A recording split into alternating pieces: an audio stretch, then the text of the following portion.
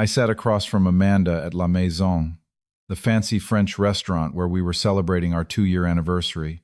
The candlelight reflected in her eyes as she smiled at me, but that smile quickly shifted to her phone screen when it buzzed for the 5th time in 20 minutes. She giggled softly, her fingers dancing across the keyboard before setting it down again. When I asked who it was, she just shrugged and said it was Stephen from work discussing a project. Something in her voice made my stomach tighten. I had met this new coworker of hers last month, and the way he looked at her was anything but professional. I voiced my concern, and Amanda instantly grew defensive. "He is just a friend. Stop being paranoid," she insisted. I said, "You are right, I am sorry," but deep down I knew something was wrong. Before I continue with how I discovered the painful truth, drop a comment letting me know where you are watching from and hit subscribe if you have ever had that gut feeling something was not right in a relationship. I met Amanda Carson 2 years ago at Nexus Software, the tech company where we both worked. I was a software developer in the back-end team while she handled client relations. Our first encounter happened in the break room when she accidentally spilled coffee on my favorite shirt. Instead of being upset, I made a joke about how she had found the perfect way to make me remember her. That made her laugh, and soon we started having lunch together regularly. After a month of casual conversations and shared breaks, I finally asked her out on a proper date. She said yes without hesitation. Our relationship progressed naturally. Amanda was intelligent, ambitious, and had this infectious laugh that could light up the darkest room. I fell for her quickly, and from what she told me, the feeling was mutual. By our 1-year anniversary, we were already making plans for the future. We talked about moving in together, maybe getting a dog, and even the possibility of marriage down the line. Everything seemed perfect, or so I thought. The changes began gradually about 6 months ago. Amanda started working later than usual. Her texts became less frequent and shorter. When we were together, she would constantly check her phone and smile at messages from someone she never identified. At first, I brushed it off as work pressure. Nexus had taken on several new clients, and everyone was putting in extra hours. Then came the company holiday party 3 months ago. That was when I first met Stephen Williams. Tall, well-dressed, with a confident smile and perfectly styled hair. He had joined the client relations team just a month earlier. I noticed immediately how his eyes followed Amanda across the room, how he touched her arm when they spoke, and how they seemed to share inside jokes I was not privy to. When I approached them, Amanda introduced us with a strange nervousness in her voice. "That is, Jackson, my boyfriend," she said to Stephen. "Jackson, this is Stephen, my new team member," she said to me. The way she emphasized boyfriend felt oddly territorial. Not in a way that reassured me, but in a way that seemed like she was establishing boundaries with me, not with him. Stephen shook my hand firmly, his smile never reaching his eyes. "It is great to finally meet you," he said. "Amanda talks about you all the time." The way he said it made me feel like an afterthought, like I was some character in a story Amanda occasionally mentioned, rather than her partner of almost 2 years. Throughout the evening, I noticed them gravitating toward each other. Their conversations seemed intense, punctuated by laughter and subtle touches. Amanda barely spent any time with me that night. In the weeks that followed, more red flags appeared. Amanda changed her phone password. She had never hidden her phone from me before, not that I ever snooped, but the sudden need for privacy felt suspicious. She started going out without telling me where she was headed. When she would come home later than expected, her explanations were vague and inconsistent. I brought up my concerns to my best friend Mike during one of our weekly basketball games. We had been friends since college, and he knew both Amanda and me well. "Man, you are overthinking this," Mike said as he dribbled past me and scored a layup. "Amanda is crazy about you. She is probably just stressed with work, and this new guy is just a colleague." "You think so?" I asked, wanting desperately to believe him. "Absolutely. Plus, you know how it is with client relations people. They have to be friendly and sociable. That is literally their job. Trust your girl, Jackson." Mike made sense. I was being paranoid. Amanda had never given me any reason not to trust her in the past. Maybe this insecurity was my problem, not hers. I decided to make more of an effort to be understanding of her work demands and give her the space she might need. That resolution lasted exactly 2 days. I was at our apartment waiting for Amanda to come home from work. She had texted saying she would be late due to a client emergency. When her phone, which she had accidentally left on the coffee table, lit up with a message, I could not help but see the preview on the screen. From Stephen, miss you already. Dinner was amazing. Cannot wait for tomorrow. My heart sank. When Amanda came home, I confronted her about it. She immediately went on the defensive. Are you going through my phone now? She demanded, her face flushed with anger. No, it was right there on the table and the message popped up, I explained. What was that about Amanda? She rolled her eyes and sighed dramatically. We had a business dinner with a potential client. The whole team was there, not just Stephen and me, and tomorrow we have a follow-up meeting. You are reading way too much into this, Jackson. Her explanation seemed plausible, and I felt a twinge of guilt for doubting her. The next day I called her office casually during lunch and asked for her. The receptionist informed me that Amanda was out to lunch.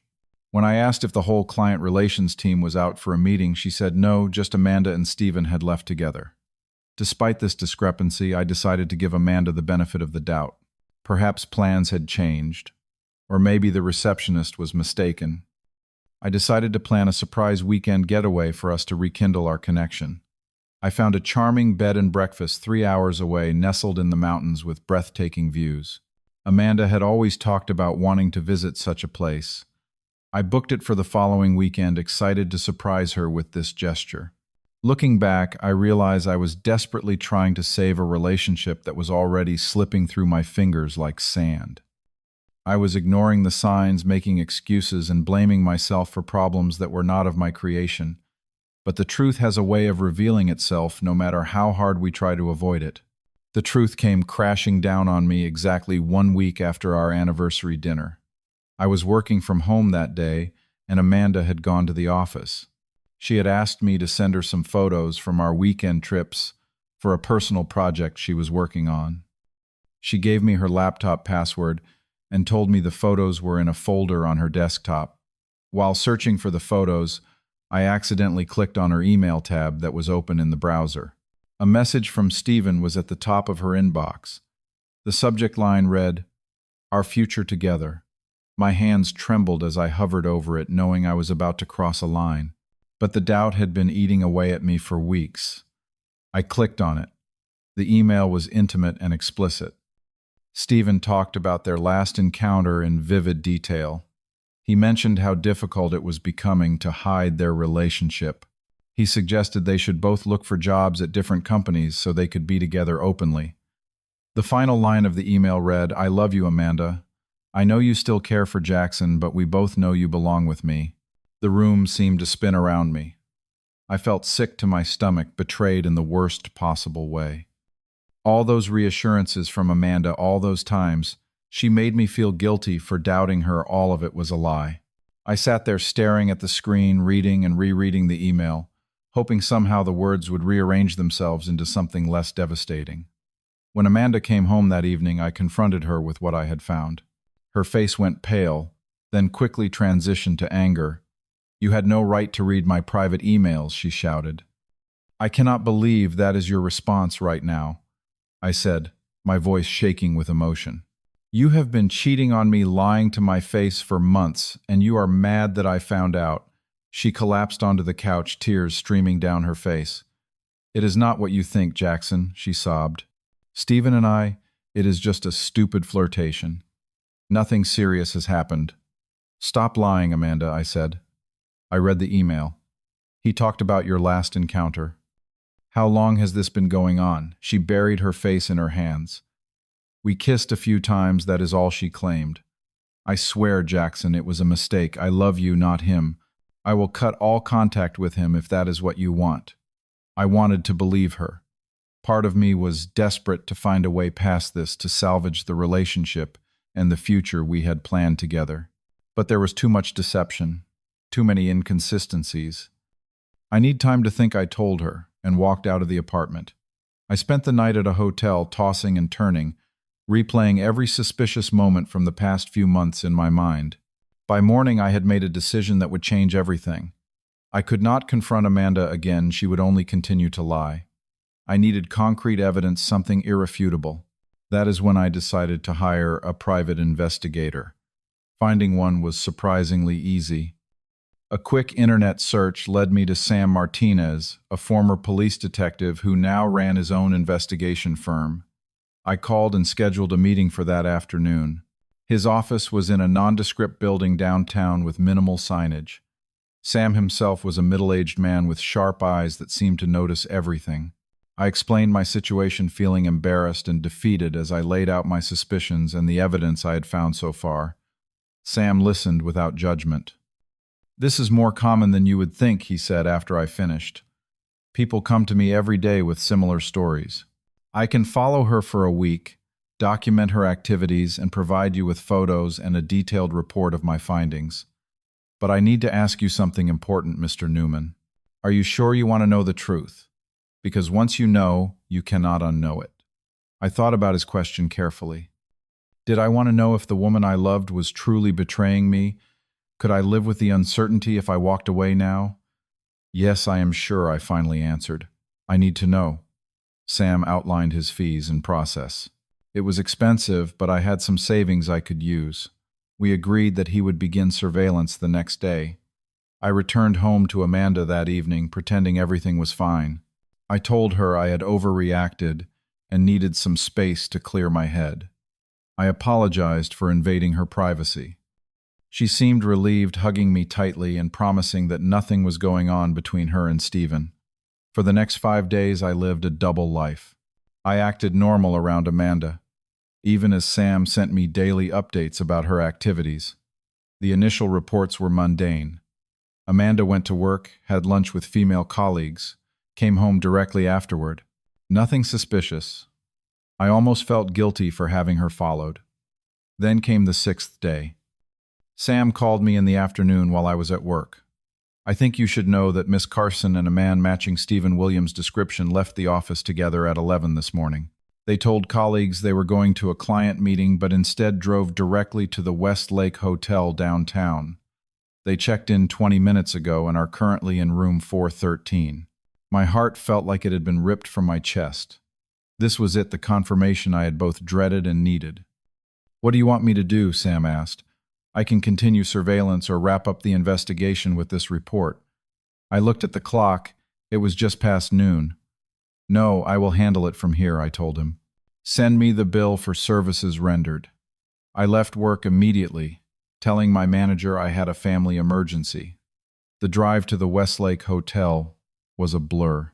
My thoughts raced between rage, heartbreak, and an odd sense of calm that comes with finally facing a truth you have suspected all along.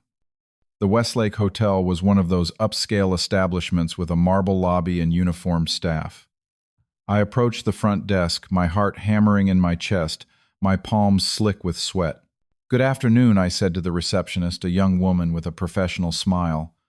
"My wife and I are staying in room 413, but she has the key card." I was hoping to surprise her. "Could I get another key?" "I am sorry, sir, but I cannot provide a key without proper identification matching the registered guest," she replied. I nodded, understanding her position, but desperation made me persistent. I pulled out my wallet and showed her a photo of Amanda and me together. "That is her. That is my wife," I said. "We are celebrating our anniversary today. I wanted to surprise her with these." I held up the small box of chocolates I had impulsively purchased at a shop next to the hotel. The receptionist looked uncertain. "The room is registered to a Mr. Williams," she said cautiously. "Yes, Stephen Williams," I replied smoothly. "My wife booked it under her colleague name because we are using her corporate discount. Stephen knows all about it.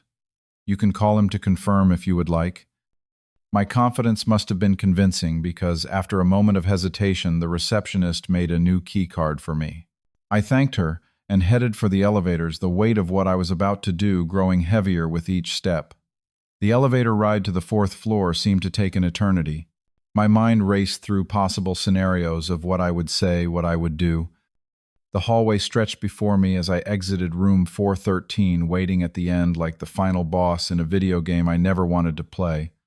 I stood outside the door for what felt like minutes listening. I could hear muffled voices inside, occasional laughter. With a trembling hand, I inserted the key card. The light turned green. I pushed the door open. The scene before me burned into my memory instantly. Amanda and Stephen, partially dressed on the bed, froze in shock. Stephen recovered first, scrambling to cover himself. "What the hell?" he exclaimed. Amanda stared at me, her face draining of all color. She opened her mouth as if to speak, but no words came out. Then in a moment that would have been comical under any other circumstances, her eyes rolled back, and she fainted, collapsing against the pillows. Stephen rushed to her side, shaking her gently. "Amanda, Amanda, wake up," he repeated urgently. I stood in the doorway, oddly detached, as if watching a movie about someone else's life. When Amanda regained consciousness moments later, her eyes immediately found mine, filled with fear and shame. "Jackson," she whispered. "How did you—" "I hired someone to follow you," I said, my voice surprisingly steady. "I knew you were lying. I just needed proof." Stephen had pulled on his shirt by this point and stood awkwardly by the bed. "Look, man, this is not what it looks like," he began. I cut him off with a bitter laugh. "Save it, Stephen. This is exactly what it looks like." Amanda was crying now, mascara running down her cheeks. "Jackson, please let me explain," she begged. "How long?" I asked simply. She looked down at her hands. 6 months, she admitted quietly. 6 months.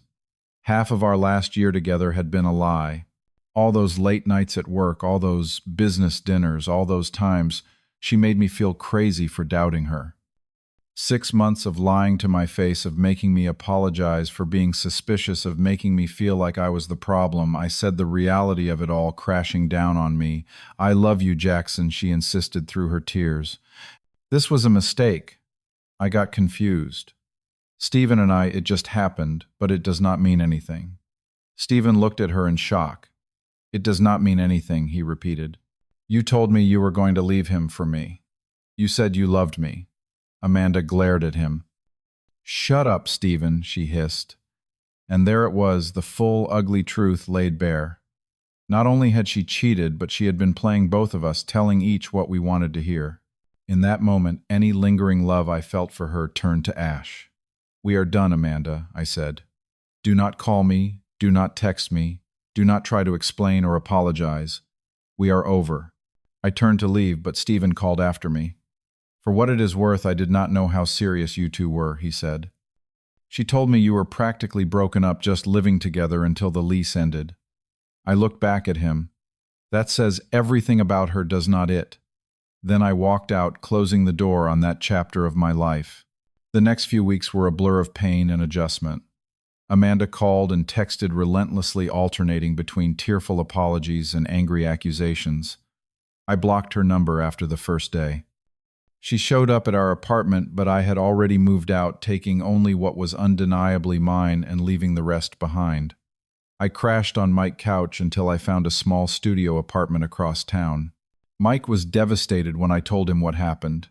He blamed himself for encouraging me to trust Amanda, but I assured him it was not his fault. No one could have known the extent of her deception except Amanda herself. Sleep became my enemy. I would lie awake replaying moments from our relationship, wondering what was real and what was fabricated. My work suffered. My manager noticed and kindly offered me some personal days to sort things out. I took them gratefully. The turning point came about a month after the hotel incident. I was having dinner alone at a new restaurant downtown when I spotted them, Amanda and Stephen, at a corner table holding hands. They had not seen me yet. For a moment I felt the familiar stab of betrayal and anger, but then surprisingly it passed. I realized I felt nothing but a dull pity for both of them. Their relationship, built on lies and deception, had no solid foundation. I paid my bill quietly and left without making my presence known. That night I slept soundly for the first time in weeks. I began the slow process of rebuilding my life. I joined a support group for people dealing with betrayal in relationships. The stories I heard there made me realize I was not alone, and many had experienced far worse betrayals than mine. I reconnected with old friends I had neglected during my relationship with Amanda. I threw myself into work, earning a commendation from my manager for a particularly challenging project I completed. 3 months after the breakup, I ran into Mike at our favorite coffee shop. We had not spoken much since I moved out of his place. The conversation started awkwardly but soon warmed up. "I am sorry I gave you such bad advice," he said again. "I really thought Amanda was genuine." "It is okay," I assured him. "You could only judge based on what you saw, and she was good at presenting a certain image. I do not blame you at all." Our friendship recovered stronger than before. Through Mike, I started expanding my social circle, meeting new people, and creating new memories untainted by Amanda's presence. 6 months after the hotel incident, I received a promotion at work that would require relocation to our company's Seattle office. I accepted without hesitation, eager for a fresh start in a new city. The day before my planned departure, I received a call from an unknown number. Against my better judgment, I answered. "Jackson." It was Amanda's voice, softer and more hesitant than I remembered. "What do you want, Amanda?" I asked. Not unkindly, but firmly. "I heard you are moving to Seattle," she said. "I just wanted to say goodbye and that I am sorry for everything. Stephen and I broke up 2 months ago. He was cheating on me with someone from the accounting department." The irony was not lost on me, but I felt no satisfaction from her pain. "I am sorry to hear that," I said, meaning it. "I miss you, Jackson," she whispered. "I made the biggest mistake of my life letting you go. Is there any chance we could try again? I could apply for a transfer to Seattle." For the briefest moment I imagined it, giving her another chance, trying to rebuild what we once had. But I knew it could never be the same. The trust was irreparably broken. "No, Amanda," I said gently. "What we had is gone. I do not hate you anymore, and I hope you find happiness, but it will not be with me." She was quiet for so long I thought she might have hung up. Finally she spoke. "I understand. I hope you find someone who deserves you, Jackson. Someone better than me." With that, she hung up. I felt a strange sense of closure, like the final period at the end of a long, complicated sentence. Seattle proved to be exactly the fresh start I needed. The city welcomed me with its coffee shops, tech culture, and stunning natural beauty. I rented an apartment with a view of Puget Sound and joined a local hiking group. It was there that I met Jessica, an environmental scientist with a quick wit and genuine smile. Our connection was immediate, but we took things slow. I was careful not to repeat past mistakes, communicating openly about my expectations and boundaries from the beginning. One evening, as Jessica and I walked along the waterfront, she asked about my previous relationships. I told her everything, not to gain sympathy, but because honesty had become non-negotiable for me. She listened without judgment, then shared her own story of heartbreak and recovery. In that moment of mutual vulnerability, I realized that sometimes you have to lose what you thought you wanted to find what you truly need. The greatest lesson I learned from my experience with Amanda is that your intuition is a powerful tool. When something feels wrong, it usually is. I also learned the value of self-respect. No relationship, no matter how comfortable or promising, is worth sacrificing your dignity and peace of mind. I learned that healing is not linear, it comes in waves, and some days are harder than others, but eventually the pain subsides. Most importantly, I learned that betrayal, while devastating, does not have to define you. You can choose to carry the lessons without carrying the bitterness. You can choose to trust again, love again, live again with your eyes wide open. Have you ever had that gut feeling something was wrong in a relationship? Did you listen to it or ignore it? Share your experience in the comments below. If this story resonated with you, please hit the like button and subscribe to hear more real-life stories of overcoming challenges. Share this with someone who might be struggling with trust issues in their relationship. It might help them find the courage to face the truth. Thank you for listening to my story. And remember, sometimes the most painful endings lead to the most beautiful beginnings.